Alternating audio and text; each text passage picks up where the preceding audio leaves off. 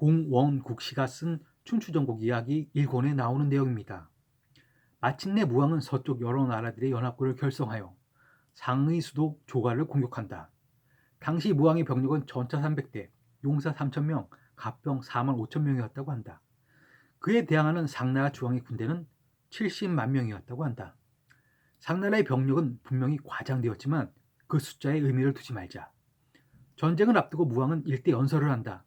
아침 일찍 상나라 교회 목야에서 맹세했다.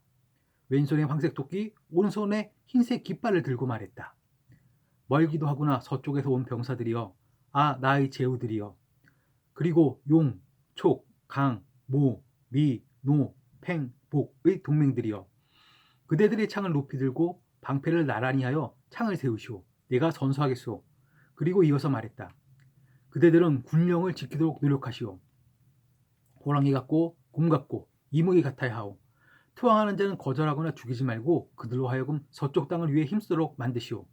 그대들이여, 최선을 다하지 않다면 그대들은 죽을 것이오. 주나라 무왕 희발이 상나라의 제신 주왕을 잡아 죽이려고 목야에서 외친 연설문의 일부입니다. 이 전쟁으로 상나라는 멸망하게 되고 주나라가 중원의 땅을 중원 땅의 새 주인이 되는 것입니다. 이것은 상서 중에서 주서 목서에 나오는 글입니다. 그것을 바탕으로 해서 공원국 씨가 의역한 것이지만 본 내용에 충실한 것으로 보여집니다. 여기서 무야는 어느 특정 지명을 이야기하는 것이 아니라 교회 벌판이라는 의미의 보통 명사입니다. 그러므로 목서는 목야에서의 맹서 정도로 이해하시면 될 듯합니다.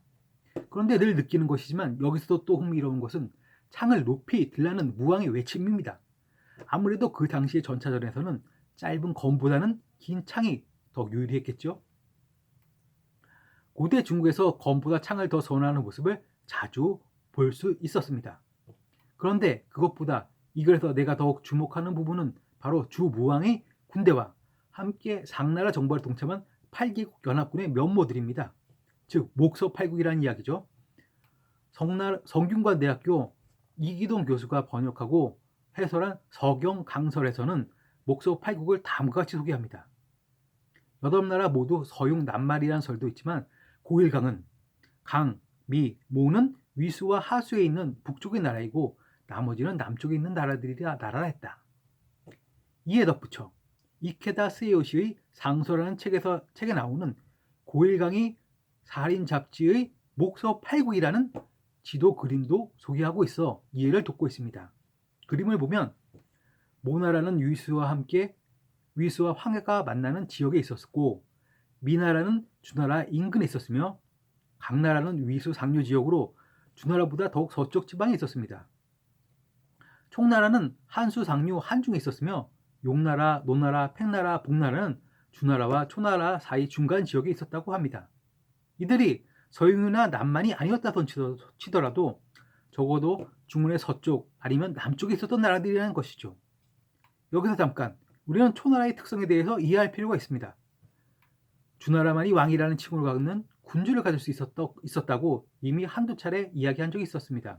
즉 춘추전국 시대의 모든 나라의 종실인 주나라에서만 왕이라는 칭호를 가질 수 있었다는 이야기죠.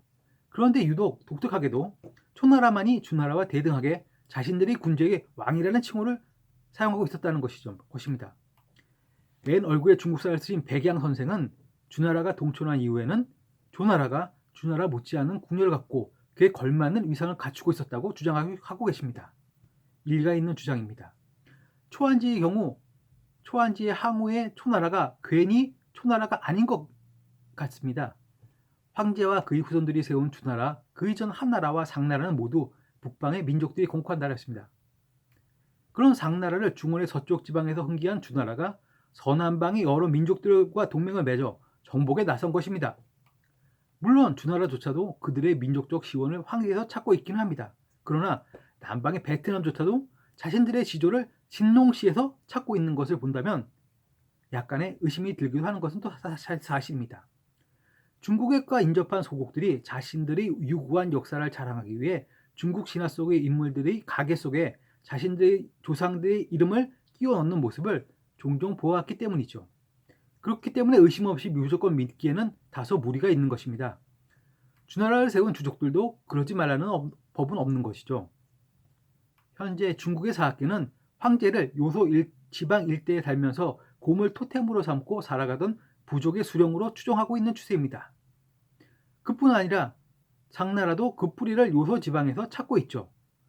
즉 황하 사류에서 상류로 요소 일대에서 살던 민족들이 남하하여 중원 땅에서 꽃피운 문화가 바로 중원 문명의 원형이라는 이야기죠.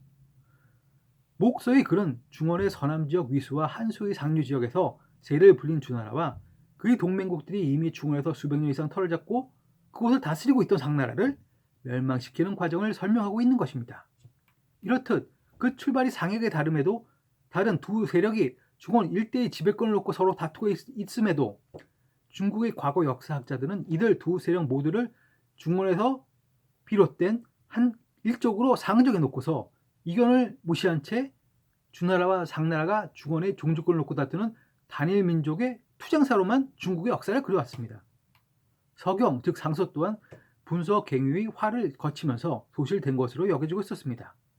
얼마나 철저하게 정책이 집약되었는지 책 한 권 남기기조차 힘들었을까 하는 생각도 들긴 하지만 여하튼 그랬던 것 같습니다. 그나마 복생이라는 학자가 벽석에 숨겨두고서 찾아 읽고 공부해서 후학들에게 전한 금문상서와 공자의 옛집 벽서아이에서 발견되었다고 하는 고문상서가 있어서 현재 우리들이 그나마 그 글을 읽어볼 수 있는 것입니다. 상서는 왕들이 내린 포고문, 신하들의 상소, 왕의 연설문 등 각종 정치문헌을 모아둔 것이라는 설명도 있긴 한데 이러한 일반적인 설명은 다소 과장된 것이 아닌가 하는 의심이 듭니다. 요전이나 순전, 대우모 등은 후대 학자들의 작품으로 보여집니다. 분명히 글의 핵심이 되는 문장이나 기록들은 선대로부터 전해져 내려온 것을 옮긴 것이겠지만 적어도 각색이란 과정 정도는 거친 것으로 보여지기 때문이죠.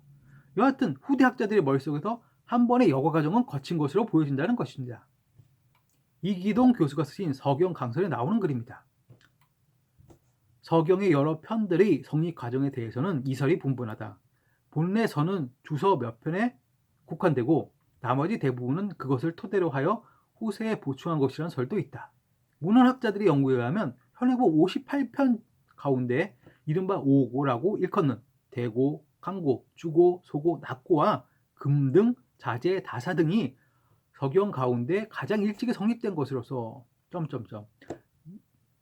물론 이기동 교수도 이에 전적으로 동의하는 것으로 보이지는 않습니다. 이러한 주장도 있음을 독자에게 알리는 것은 이런 유의 주장들이 적지 않음을 반증한다고 하겠죠. 여하튼 제가 이 글에서 참고하고 있는 목서는 주나라 그것도 초왕 무왕 때의 기록이므로 상서 중에서도 가장 믿음이 가는 기록일 것입니다. 주나라 무왕이 상나라 제신 주왕을 경멸하고 폐위시키고 주사라는 장면이 아마도 상서의 하이라이트가 아닌가 생각되어지기 때문이죠. 상나라는 거북이 등껍질을 같이 곡물의 사체 일부를 사용해 점을 쳤었습니다. 현재 우리가 갑곤문의 존재를 알게 된 것도 이러한 상나라 시대 점치는 방식을 통해서였었습니다.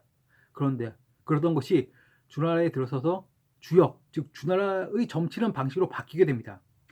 주역은 대나무 상가지를 통해서 점을 칩니다. 다들 잘 알다시피 대나무는 남방의 식물이죠. 대나무는 수천 속에서 사는 팬더의 주식이기도 합니다. 이 또한 서남부 지역에서 일어선 주나라, 즉 주족들이 동북지방에 뿌리를 두고 있는 상나라를 멸망시켰다는 제 논리와 주장에 일맥상통하는 것은 아닌지 여러분의 현명한 판단을 기대해 봅니다.